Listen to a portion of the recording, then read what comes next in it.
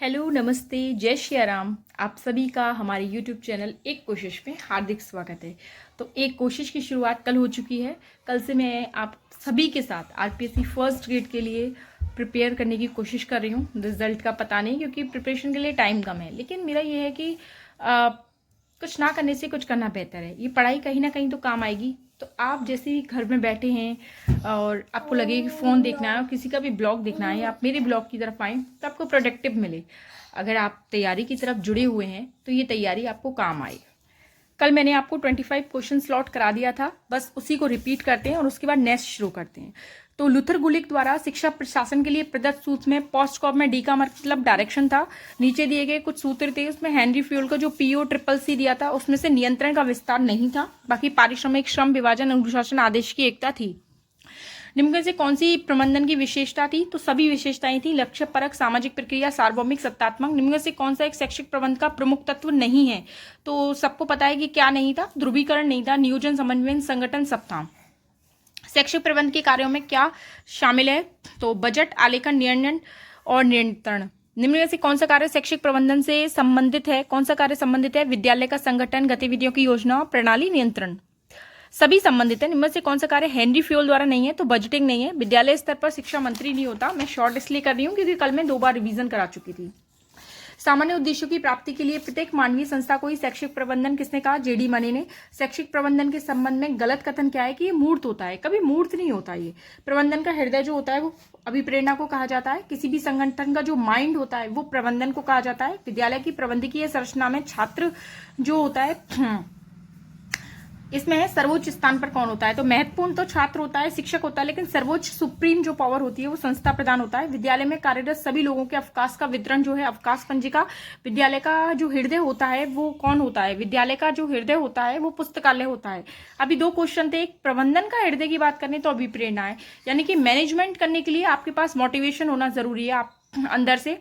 लेकिन जो स्कूल का पूरा है, स्कूल में पुस्तकालय होना चाहिए। विद्यालय प्रबंधन प्रक्रिया के अंग होते हैं संगठन, नियंत्रण, नियोजन। विद्यालय लक्ष्यों की प्राप्ति हेतु अनुशासन का कौन सा प्रभाव सबसे बेस्ट होता है? तो स्वयं अनुशासन होना चाहिए। हर बच्चे को सेल्फ डिसिप्लिन में रहना चाहिए, उससे बेस्ट कुछ नहीं है। नेक्स्ट है, वर्तमान संदर्भ में शैक्षिक प्रशासन की विशेषता होती है। शैक्षिक प्रशासन मानवीय है, विकेंद्रीकृत केंद्रीकरण है। शिक्षा प्रशासन की रचना उसके मानव तत्वों से है। 1976 से पहले राज्य सूची में था। 42वें संविधान संशोधन 76 के द्वारा ये आपका कौन सी सूची में आया? समवर्ती सूची में आ गया था। वर्तमान में तो समवर्ती में ही है। पाठ्य से आगामी क्रियाओं का उद्देश्य होता है सभी उत्प्रेरणा देती हैं, मूल प्रवृत्तियों का परिष्कार, सृजनकारी अभिवृत्तियों। विद्यालय का स्पार्क प्लग जो है समय सारणी को कहते हैं। प्रबंधन प्रक्रिया का सूत्र PO triple C Henri Fayol ने दिया। लूथर गुलिक ने जो पोस्ट कॉप दिया उसमें को का मतलब कोऑर्डिनेशन होता है। प्रबंधन का पोस्ट कॉप सूत्र निम्न से कितने दिया? लूथर गुलिक एवं उर्विक ने दिया। निम्न से कौन सी प्रबंधन की प्रकृति नहीं होती है? प्रबंधन जो होता है वो भौतिक विज्ञान होता है। मैनेजमेंट जो होता है वो कला हो सकता है, सोशल रिस्पॉन्सिबिलिटी हो सकता है, मानव संसाधन द्वारा क्रियान्वयन की सामूहिक प्रक्रिया हो सकती है, लेकिन कभी भी भौतिक विज्ञान नहीं हो सकता। ठीक है। और कल मेरे व्यूज और सब्सक्राइबर दोनों डाउन हो गए थे, जो कि थे भी नहीं, पर इट्स ओके। मुझे ये करना प्रोडक्टिव लग रहा है, तो मैं आप सभी के साथ यही जर्नी शेयर करूंगी। एक कोशिश मैं इसके लिए करूंगी। आपको इसमें मेरी तरफ से कोई भी कमी लगे तो आप प्लीज बताएं। एंड ये छोटा बेबी है जिसने पैर रख दिया है, तो प्लीज़ डोंट माइंड। मैंने विद्या माता को ची दिया है, उसमें अभी इतना उसको भी बोल दिया है। नेक्स्ट बात करते हैं कि विद्यालय प्रबंधन का प्रजातांत्रिक सिद्धांत होता है, तो सहभागी होता है। सहभागी जो होता है वो प्रजातांत्रिक होता है। प्रजा से भी आप समझ गए होंगे। सहभागी निम्न में से किसने पहले बुनियादी शिक्षा का विचार पेश किया? महात्मा गांधी, सब जानते हैं। प्रशासनिक तटस्थता से क्या अभिप्राय होता है? 1, 2, 3 तीनों होते हैं, चौथा नहीं होता। प्रशासक द्वारा किसी भी राजनीतिक दल के साथ संबंध ना रखना। तटस्थ का मतलब होता है आप जैसे हैं वैसे रहें। प्रशासक द्वारा राजनीतिक मामलों पर सार्वजनिक रूप से अपने विचार व्यक्त ना करें। प्रशासक द्वारा सभी सामाजिक आर्थिक मामलों पर वस्तुनिष्ठ निर्णय लें। आप केवल ऑब्जेक्टिव यस या नो करें, आप उस पर ज्यादा डिटेलिंग ना करें। प्रशासक द्वारा मंत्रियों को सलाह देना, ये नहीं आएगा। कौन सा कथन सही है? शिक्षा प्रबंध अध्यापकों के उन प्रयासों में मॉनिटरिंग की वह प्रक्रिया है जिसके द्वारा वे अपने विद्यार्थियों को इस योग्य बना सकें, वे देश के उपयोगी नागरिक बन सकें। मैं बहुत फास्ट पढ़ा रही हूँ क्योंकि मैं कनेक्ट नहीं कर पा रही हूँ, मतलब आप सबका मैं नहीं जान पा रही हूँ ओवरव्यू क्या है, मुझे धीरे बोलना है, जल्दी बोलना है, बट मैं चलो कोशिश करूँगी कि मैं स्लोली आपको समझा के पढ़ा पाऊँ। आई नो मेरे पास इस समय वो ऑडियंस नहीं है, लेकिन कोई भी एक व्यूअर होता है ना जिसे लगता है कि ये प्रोडक्टिव है और आप हमें 10 क्वेश्चन, 20 क्वेश्चन, 25 या पूरा पूरा सिलेबस कराइए इस तरह से क्वेश्चनिंग, PYQ जो सबसे सबसे सबसे मेन होते हैं वो, तो बहुत मोटिवेशन मिलती है। पर कहते हैं ना एक कोशिश है तो धीरे धीरे तो होगी।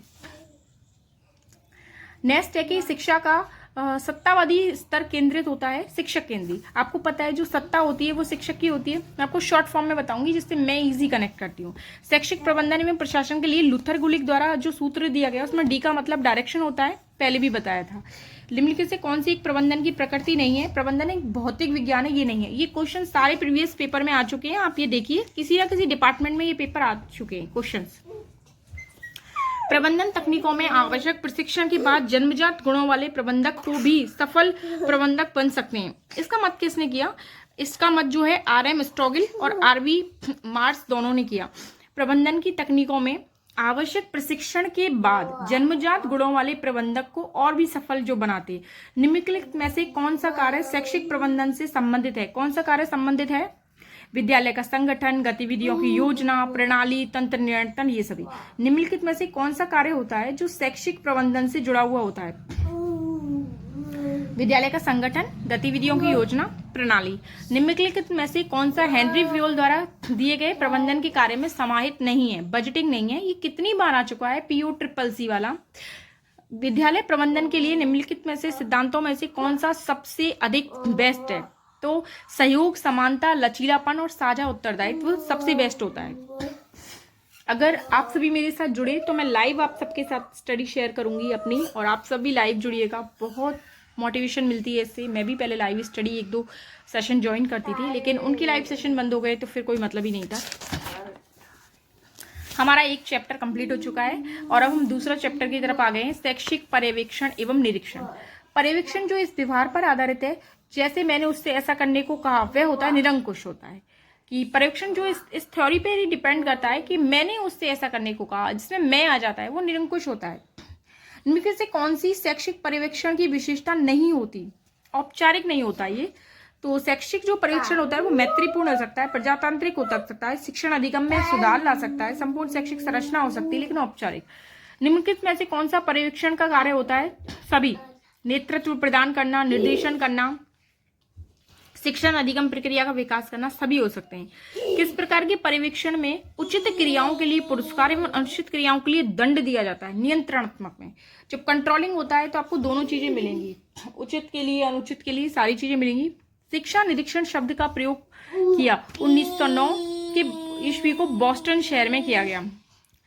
ठीक है। हमारी शिक्षा प्रणाली का भविष्य में अति आवश्यक अंग, देखिए यहाँ पे ये ड्राइंग चल रही है तो इसलिए आपको आवाज आ रही होगी इस ड्राइंग की। हमारी शिक्षा प्रणाली का भविष्य में अति आवश्यक अंग निरीक्षण प्रणाली का उचित स्वरूप होगा। हमारी इच्छा है कि सरकार द्वारा चलाए गए विद्यालयों तथा महाविद्यालयों में निरीक्षकों की पर्याप्त संख्या में नियुक्ति की जाए, जो समय समय पर इन विद्यालयों की गतिविधियों की व्याख्या भी करें।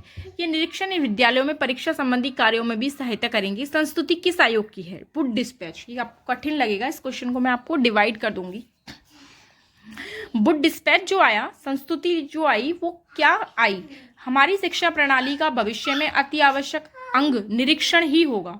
हमारी इच्छा है कि सरकार द्वारा चलाए गए विद्यालय तथा कॉलेजेस में निरीक्षक की पर्याप्त संख्या में नियुक्ति की जाए। तो इसी से आप रिलेट कर पाएंगे। नेक्स्ट क्वेश्चन भी बड़ा है। शैक्षिक पर्यवेक्षण एवं निरीक्षण जो टॉपिक है, चैप्टर है, उसके लिए बड़े बड़े क्वेश्चन हैं। जिस पर्यवेक्षण में प्रिंसिपल योजनाबद्ध पर्यवेक्षण एवं निरीक्षण करे, स्वयं प्रत्येक अध्यापक और प्रत्येक विषय तथा प्रत्येक कक्षा का निरीक्षण तथा परीक्षण करे, पहले से ही कार्यक्रम बनाकर संबंधित अध्यापकों को बता देता है कि वे कक्षा में जाकर कार्य देखें। यहाँ किस प्रकार के परीक्षण तथा निरीक्षण की बात की गई है? औपचारिक पर्यवेक्षण तथा निरीक्षण की बात की गई है। निम्नलिखित में से कौन सा निरीक्षण का उद्देश्य होता है? निरीक्षण का उद्देश्य कौन सा होता है? सभी। अध्यापकों को मार्गदर्शन देना, पाठ्यक्रम निर्माण के उद्देश्य से अवगत कराना, सीखने की स्थितियों का मूल्यांकन करना। पर्यवेक्षण तथा निरीक्षण के रूप में प्रधानाचार्य का कौन सा कार्य नहीं है? पर्यवेक्षक तथा निरीक्षक के रूप में जो प्रधानाचार्य है उनका कौन सा कार्य नहीं है? शिक्षकों की जो ट्रांसफर नीति है उसका अवलोकन वो नहीं करते। स्कूल में घटित की जाने वाली पाठ्य सहगमाई क्रियाओं का निरीक्षण कर सकते हैं, स्कूल के भौतिक तत्वों का कर सकते हैं, शिक्षण कार्यों में अपनाई जाने वाली विधि प्रविधियों को कर सकते हैं, लेकिन आप स्थानांतरण में हस्तक्षेप नहीं कर सकते। शैक्षिक पर्यवेक्षण शिक्षण को सुधारने की सुनियोजित कार्यक्रम है, ये किसने कहा? एडम्स तथा डिके ये कहते हैं, मैंने शॉर्ट में एडी लिख रखा है, कि जो शैक्षिक पर्यावरण परीक्षण होता है वो शिक्षण को, टीचर को नहीं, शिक्षण को, टीचिंग को सुधारने की एक सुनियोजित कार्यक्रम है। परीक्षण के द्वारा आप टीचिंग में सुधार कर सकते हैं। जैसे अगर कोई मेरा पर्यवेक्षण करे, आपका करे, तो हमें कुछ ओवरव्यू तो दे ही सकता है। जिस पर्यवेक्षण में अधीनस्थों के गुणों का पता लगाकर उनके विकास एवं विस्तार हेतु समुचित पर्यावरण एवं सुविधाएं प्रोत्साहन प्रदान किया जाए, वो कौन सा होता है? नियंत्रणात्मक या रचनात्मक या वैज्ञानिक या निरीक्षणात्मक? रचनात्मक, क्रिएटिव होता है। जिस पर्यवेक्षण में अधीनस्थों के गुणों का पता लगाकर उनके विकास एवं विस्तार हेतु समुचित पर्यावरण एवं सुविधाएं की जाएं। नेक्स्ट है कि पर्यवेक्षक तथा निरीक्षक के रूप में प्रधानाचार्य का कौन सा कार्य नहीं है? वही हस्तांतरण नीति, बहुत इंपॉर्टेंट है। सुपरविजन का अर्थ है पर्यवेक्षण। राष्ट्रीय शिक्षा आयोग ने किसे रीढ़ की हड्डी स्वीकार किया? प्रभावी पर्यवेक्षण को। आधुनिक शैक्षिक पर्यवेक्षण की मुख्य विशेषताओं में है, पर्यवेक्षण में उचित मानवीय संबंध जरूरी होते हैं, यह वैज्ञानिक होता है, नियमित प्रगति के लिए होता है। निरीक्षण का शाब्दिक अर्थ क्या होता है? जांच करना, निरीक्षण करना। तो आज के लिए ये हो गया है, और मैं दोबारा से सोच रही हूँ कि एक बार रिवीजन फैक्ट करा दूँ, लेकिन फिर मैं ये सोचती हूँ कि आप बैक करके भी देख सकते हैं, लेकिन मैं सोच रही हूँ कि कल से देखते हैं। आज के लिए इतने क्वेश्चंस आपको कैसे लगे? जय श्री राम, बताएं ज़रूर।